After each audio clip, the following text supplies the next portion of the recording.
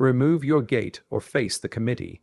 That's exactly what Denise yelled at me on a Thursday morning while I was just trying to enjoy my coffee and watch the fog roll across the lake.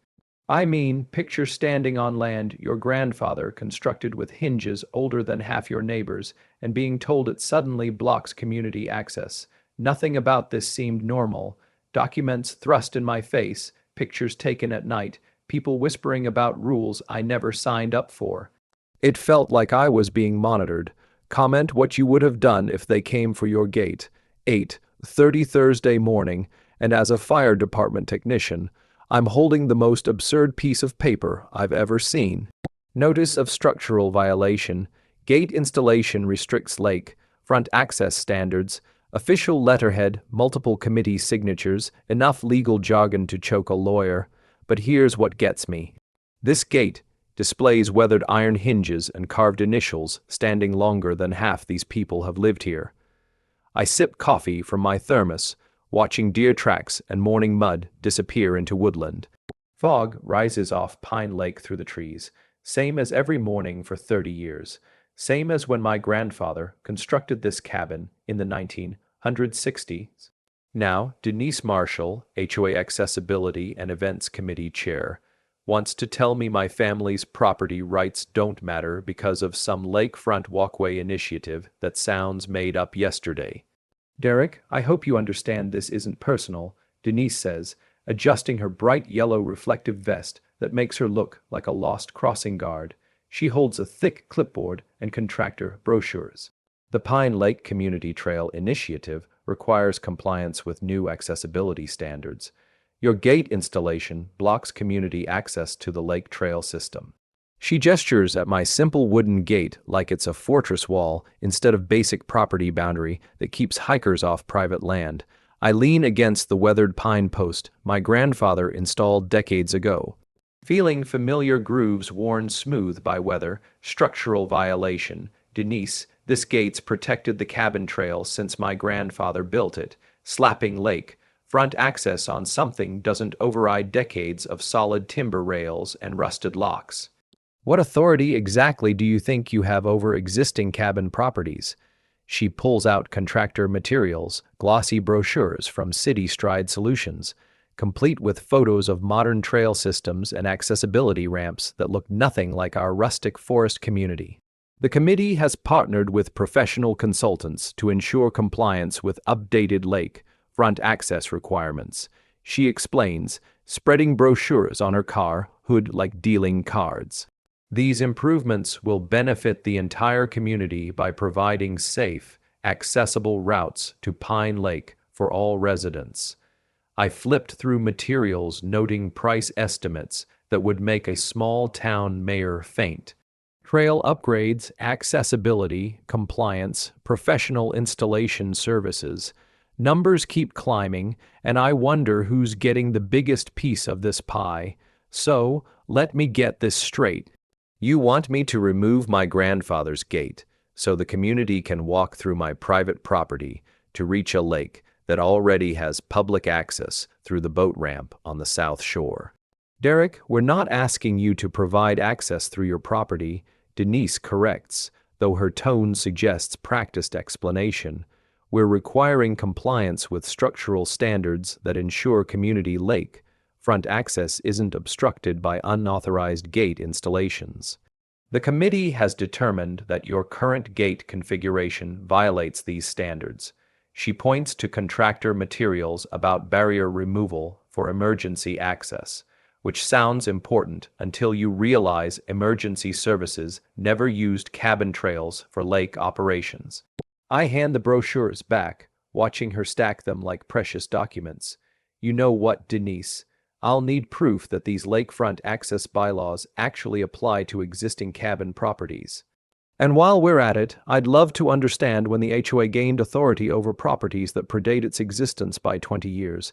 Coffee tastes bitter in cool morning air, but helps me focus on facts instead of this situation's sheer nerve. She checks her phone, adjusts her vest, clearly preparing to leave. You have 14 days to achieve compliance for lake season. The committee will be monitoring progress closely before walking to her car. She adds, Derek, I really hope you'll consider what's best for the entire community. This initiative will enhance property values and ensure access for all our neighbors." The way she emphasizes all our neighbors makes it sound like I'm selfish for wanting to keep unauthorized hikers off family land. I watch her drive away, then examine the gate with fresh eyes. Solid frame, weathered planks blending perfectly with forest setting. Hardware that's lasted decades without failing. A gate that does exactly what it was designed to do: block stray hikers while letting friends and fire crews through. But according to Denise and her contractor friends, it's somehow become a community menace requiring 14 days to fix. That evening, I'm reviewing the violation notice on my porch when I noticed something strange, movement around my gate, and it's not deer this time. Someone with a flashlight is taking photographs, carefully positioning what looks like emergency equipment to make it appear my gate blocks access. If this really is about community safety and lake access, why are they staging photos in the dark, like documenting a crime scene that night? Unusual activity around my gate. Someone's taking photos with emergency equipment positioned to look like access obstruction. But who's staging these shots by the lake? Friday morning brings an unpleasant surprise. Multiple neighbors have forwarded posts from community social media groups featuring my gate prominently. The photos show emergency equipment positioned around my property like a disaster zone with captions about cabin gate, blocks emergency boat access, and trail obstruction, prevents lake rescue operations. What gets me is how professional these shots look, complete with dramatic lighting and carefully arranged rescue gear that definitely wasn't there last night. I examined the photos carefully. The first post shows my gate with rescue equipment piled nearby, suggesting emergency responders can't reach the lake because of my property boundaries. But here's what doesn't add up. Emergency services have always used the boat ramp access road on the south shore. Last night's staged photos ignored that obvious fact.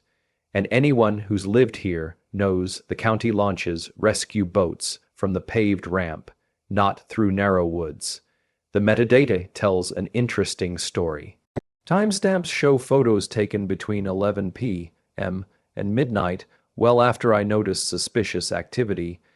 Geographic data confirms shots were staged on my property without permission. Equipment positioning shows rescue boats, emergency lighting, and access barriers arranged for maximum visual impact, suggesting someone who understands both photography and public relations orchestrated this campaign. I contact County Fire Department about this alleged access issue. The dispatcher sounds genuinely confused. "Sir, lake rescue operations have used the South Shore boat ramp for over 15 years. We've never had problems with blocked access here." When I describe the photos, she suggests whoever staged them should check with their department directly. Armed with official confirmation, I craft responses for community groups. These photos are staged. Emergency services have boat ramp access on the South Shore, and my cabin trail never blocked anything. County Fire Department confirms lake rescue uses designated public access roads, not private forest trails. I include emergency services contact information so neighbors can verify facts themselves along with photos showing last night's staging compared side by side with the real emergency access route, but damage is spreading. Concerned neighbors share staged photos faster than I can correct misinformation. Comments range from worried questions about community safety to accusations that I'm blocking emergency access. What if someone drowns because rescue teams can't reach the lake? Reads one dramatic response. Private property rights shouldn't override public safety, declares another, despite public safety never being threatened by my grandfather's gate. I document reactions from neighbors with photos and GPS coordinates. The boat ramp access road is wide, paved, built for emergency vehicles. It connects directly to lake launch area where rescue boats deploy. My cabin trail is a narrow forest path, but the rumor makes people panic, shouting that kids could drown if crews can't get through. Most frustrating is watching neighbors, who should know better, fall for this manufactured crisis. One longtime neighbor shares staged photos commenting, "We need to support our first responders." Another adds, Property owners have responsibilities to the community, too. These are people I've known for years, treating staged midnight photography like breaking news from legitimate emergency assessment. By evening, I've posted detailed corrections in multiple community groups with official emergency service contacts and actual access route documentation. Some neighbors appreciate factual information and seem relieved there's no real access crisis. Others have committed to the narrative that my gate represents community safety issue and aren't interested in contradicting evidence. What worries me most is how quickly this misinformation campaign mobilized community opinion against my property rights. That night, my phone buzzes with a message from an unknown number. "Mr. Turner, this is Citistride Solutions regarding compliance documentation failure for your property. Our consultant needs to schedule urgent review for structural conformity. Please respond within 24 hours to avoid escalation." The timing seems suspicious, coming right after emergency access staging and social media blitz. Someone is orchestrating a multi-front campaign to pressure compliance using increasingly official-sounding tactics. Contractor City Stride sends urgent message about compliance documentation failure, mentioning consultant review required, suggesting professional intimidation tactics coming next. Monday afternoon brings the knock I've been dreading. A man in button-down shirt and khakis stands on my porch, clipboard in hand, introducing himself as the certified cabin restoration specialist from City Stride Solutions. He has confident bearing of someone used to intimidating homeowners with technical jargon and official paperwork, but something feels rehearsed rather than professional. "Mr. Turner, I'm here to conduct mandatory structural assessment for Pine Lake Historic District compliance," he announces, spreading documents across my porch table. "Your gate installation violates historic preservation standards, and we need to discuss immediate remediation to avoid non-conforming structure penalties." The way he emphasizes penalties suggests this isn't consultation so much as sentencing hearing where verdicts already decided. I examine his credentials while he arranges materials. The license looks official at first glance, but issue date seems oddly recent for someone claiming expertise in historic cabin restoration. Historic district. I wasn't aware my cabin was part of any historic designation. My grandfather built this place in the 1960s, well before any preservation requirements existed. He pulls out comprehensive report about historic compliance requirements for Pine Lake properties. Dense regulatory language, references to structural preservation standards, and penalties for non-compliance structures, including forced removal and substantial fines. The designation was implemented recently to protect historic character of the lake community. He insists, avoiding eye contact as my phone camera records, but here's what bothers me. Historic preservation typically protects existing structures, not eliminates them for modern accessibility improvements. My grandfather's gate represents authentic 1960s cabin construction that should be preserved under any legitimate historic designation. So, you're telling me my authentic 1960s gate violates historic standards, but modern trail systems don't. I excuse myself ostensibly for coffee, but actually to verify his credentials through state licensing board. 20 minutes later, I have my answer. License expired 3 years ago, no record of recent renewal. More interesting is financial record search showing significant recent payments from Citistride Solutions to this particular consultant for homeowner compliance projects. When I return, he's photographing my gate, making notes about non-compliant hardware configurations. I casually tilt my phone to live stream him.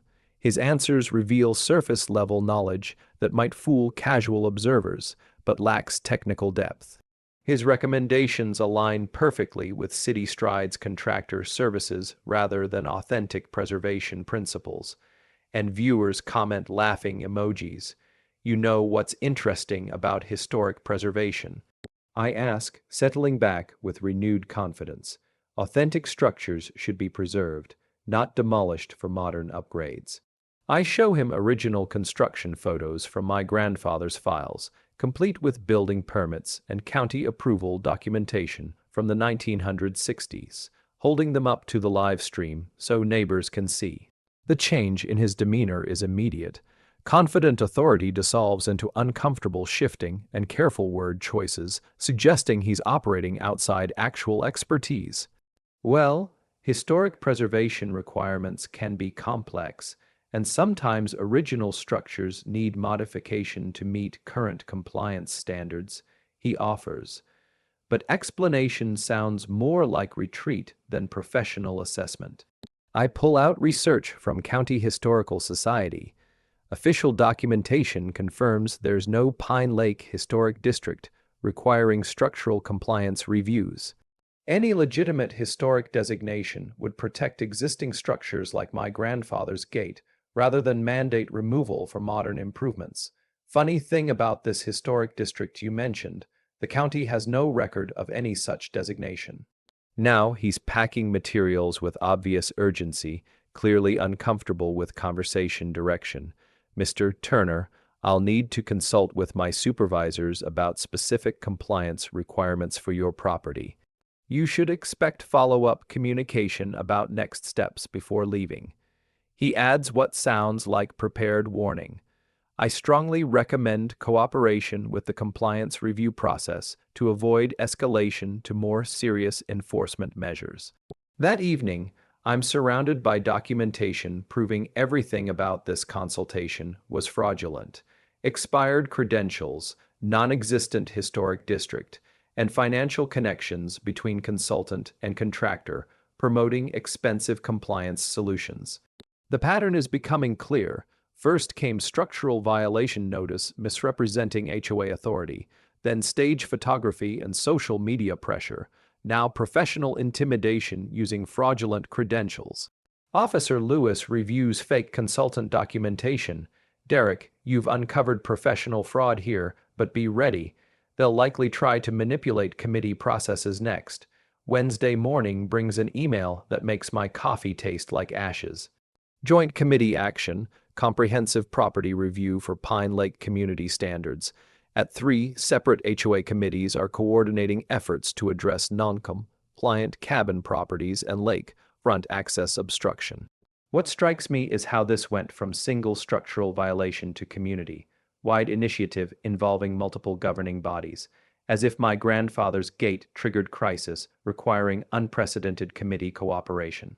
The Landscaping Committee, Lake Management Committee, and Accessibility and Events Committee have held synchronized meetings to develop unified enforcement protocols for grandfathered property compliance. Reading through minutes, I notice emergency votes held with minimal notice and questionable quorum requirements. More suspicious is how all 3 committees reached identical conclusions about urgent need for access improvements and contractor partnerships despite supposedly independent deliberation processes. I attend the next Landscaping Committee meeting to understand how this coordination works.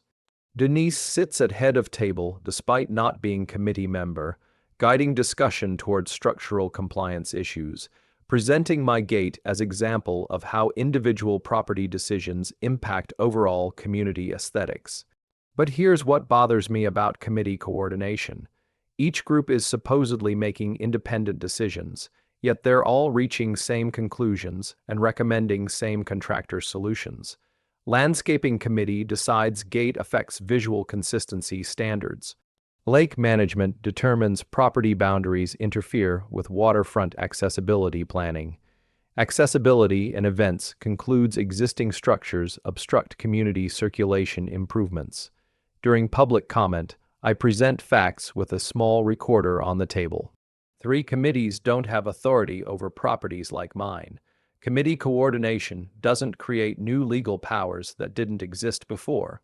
Several members glance nervously at the device, realizing the meeting is being documented as they react to information they clearly weren't given earlier. After the meeting, I approach individual committee members to understand their decision-making process. Most members admit Denise gave them only glossy brochures and urgent talking points, not actual law. Denise explained that HOA committees have broad authority to ensure community standards. One member tells me that's when I realized the fundamental deception. Members have been coached with PR spin instead of legal facts, believing they're protecting neighbors while their votes lack any enforceable foundation. I spent Thursday researching actual committee procedures and discovered several significant violations of HOA bylaws. Emergency votes were held without proper notice periods. Quorum requirements were ignored when convenient attendance didn't materialize. Most importantly, committees coordinated actions without board oversight, creating appearance of broad HOA support for measures that exceed their individual authority. The breakthrough comes when I find supposed board authorization for committee coordination. Except the document is missing signatures. Denise has been staging forged minutes to create the impression of governance, waving papers at meetings while operating far outside established procedures. Friday's email brings predictable escalation, comprehensive property review board meeting, final determination for Pine Lake Community Standards compliance. All committee chairs will present findings to board for official ratification of enforcement measures regarding non-compliant properties. The timing creates artificial urgency scheduled for following Tuesday with minimal notice, but something feels off. Authorization signatures look inconsistent and scheduling conflicts with previously announced board calendar items. When I call HOA office to confirm meeting details, administrator sounds confused. Mr. Turner, I don't show any comprehensive property review meeting on official calendar. Rick Patterson's investigation reveals what I suspected. Derek, these board authorization signatures are forged. The board never approved comprehensive property review, committee coordination, or emergency enforcement measures. Denise has been operating with fabricated authority this entire time. The implications hit me like cold water. She's been creating false documentation to justify actions the board never authorized. Denise schedules comprehensive property review board meeting with all committee chairs, suggesting desperate final attempt to create false authority through numbers. If you were in my shoes, how would you restore fair process without tearing apart neighborly trust? One line only. Saturday morning finds me walking forest trails between cabin properties carrying documentation that could change everything for our small community. Instead of fighting committee procedures and fabricated authority, I've decided to focus on what really matters, helping neighbors understand how grandfathered protections benefit everyone's property rights, not just mine. The morning air carries scent of pine and lake water, reminding me why we all chose this remote community where family heritage and property independence still mean something. My first stop is an old cabin where a longtime couple have lived since the early 70s. I wanted to share information about rights that might affect your cabin, too. I begin, spreading official documents on their kitchen table. The conversation reveals how little most neighbors understand about their protections. Tom and Linda assumed joining the HOA meant surrendering unlimited authority over their cabin modifications. Derek, we never realized our original construction rights were protected from retroactive enforcement. Linda admits, wiping her eyes. Denise made it sound like all property owners had same compliance obligations regardless of when they built. By noon, I visited 6 cabin households, and the pattern is consistent. Neighbors who seemed to support committee enforcement were actually operating with incomplete information about their own rights. Mrs. Abbott feared losing her garden if she resisted committee orders. The Johnson family believed protections only applied to cabins, not property boundaries. Each conversation reveals how systematic misinformation has shaped community opinion and stirred visible anxiety. The breakthrough comes during my visit with another cabin family who have been quietly documenting their own concerns about committee overreach. We were planning to add a workshop behind our cabin, but Denise told us any new construction requires full compliance with current standards, even on grandfathered properties, Carlos explains. She said the committee had board authorization to enforce compliance for any property modifications, regardless of original construction dates. That's when Rick Patterson calls with information that changes everything. Derek, I've been analyzing those board authorization signatures that Denise used for committee coordination. They're definitely forged. But there's more. She's been using fabricated board authority for months, not just for your gate situation.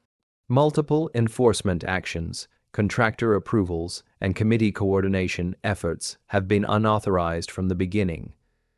The scope of deception is staggering, affecting community governance far beyond my property dispute. Sunday afternoon, I'm meeting with neighbors to share Rick's findings when the real impact becomes clear. One family received violation notices for cabin deck modifications based on forged board authorization. Another household was pressured to accept tree removals using fabricated emergency authority. Even committee members discover that they have been voting on measures that exceeded their legal authority, unknowingly participating in systematic procedural fraud. This isn't just about Derek's gate anymore. Tom Peterson observes, if Denise has been forging board authorizations and creating false committee authority, every enforcement action she's taken could be legally invalid. But what surprises me most is once neighbors understand actual facts about grandfathered protections and board authorization requirements, their support shifts dramatically. They're not opposed to my property rights. They were just misinformed about legal realities. Protecting your grandfather's cabin rights means protecting every family's heritage in our forest community, Linda Peterson notes. Monday evening brings the community meeting I've been organizing to present our collective findings. 15 cabin families gather in the Petersons' living room, reviewing evidence of forged authorizations, fabricated committee authority, and systematic misinformation affecting multiple properties. The atmosphere is serious but determined as neighbors who thought they were isolated discover they're part of larger pattern of governance manipulation. Tomorrow's board meeting will determine whether our community addresses this systematically or tries to minimize the situation. I explained to the group that night. My phone rings with a call from the county sheriff's office. Mr. Turner, this is Deputy Lewis. We've received reports about potential signature forgery and unauthorized governance activities in your HOA. State HOA oversight has requested that we investigate possible criminal fraud related to fabricated board authorizations. Can you provide documentation about the procedural violations you've discovered? Emergency board meeting called after forgery discovery. Denise faces potential removal, but will board support thorough investigation or minimize scandal? Tuesday evening's emergency board meeting takes place in the community center's main hall, packed with more residents than I've ever seen at an HOA gathering. Word has spread about systematic procedural violations, and families who rarely attend governance meetings are here to understand how their community leadership has been compromised. The atmosphere feels tense but focused, like a town hall meeting called to address municipal corruption. The board president calls the session to order with obvious reluctance, acknowledging that serious allegations have been raised about committee operations and board authorization procedures. We're here to review concerns about governance processes and determine appropriate responses to procedural questions. He begins, carefully avoiding direct reference to fraud. The diplomatic language suggests the board hopes to manage this as internal dispute, rather than systematic deception it actually represents. I'm the first speaker armed with documentation that Rick and I have organized into comprehensive presentation. Not just about my cabin anymore. This is about systematic abuse of HOA procedures affecting our entire forest community. I begin displaying evidence of forged board authorizations, fabricated committee authority, and unauthorized contractor partnerships spanning multiple months.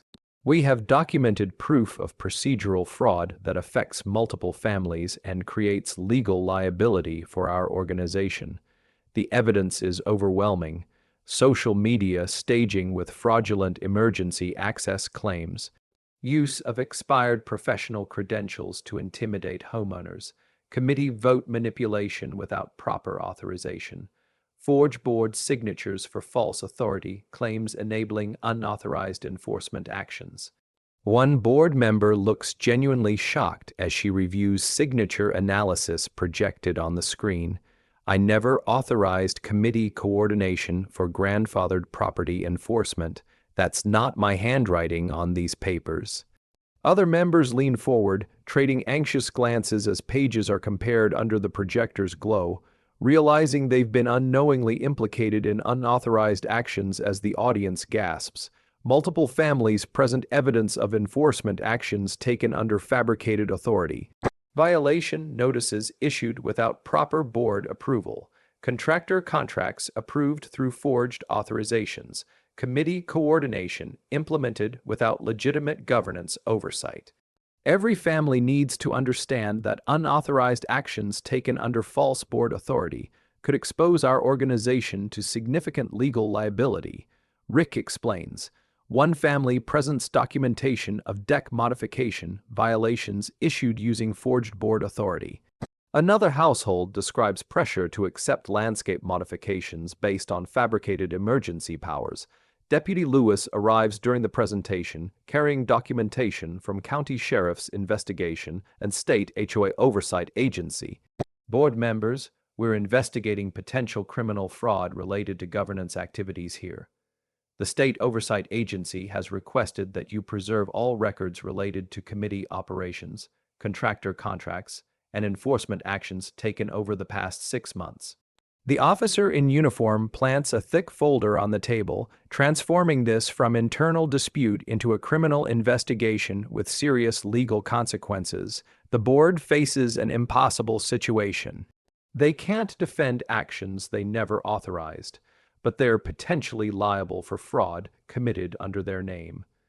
We need to understand that systematic procedural fraud creates legal exposure for our entire organization. Board President Chen acknowledges, finally using direct language about criminal activity. The board will vote tonight on immediate measures to address these violations and cooperate fully with law enforcement investigation. Denise hasn't spoken during the entire presentation, sitting quietly in back while evidence piles up. When Chen asks if she wants to respond, she simply folds her arms and adjusts her glasses before stating, "I'll be retaining legal counsel and won't be making any statements tonight." The board votes unanimously to remove Denise from all committee positions immediately, void all unauthorized enforcement actions, and require comprehensive legal notifications to affected homeowners about invalid procedures.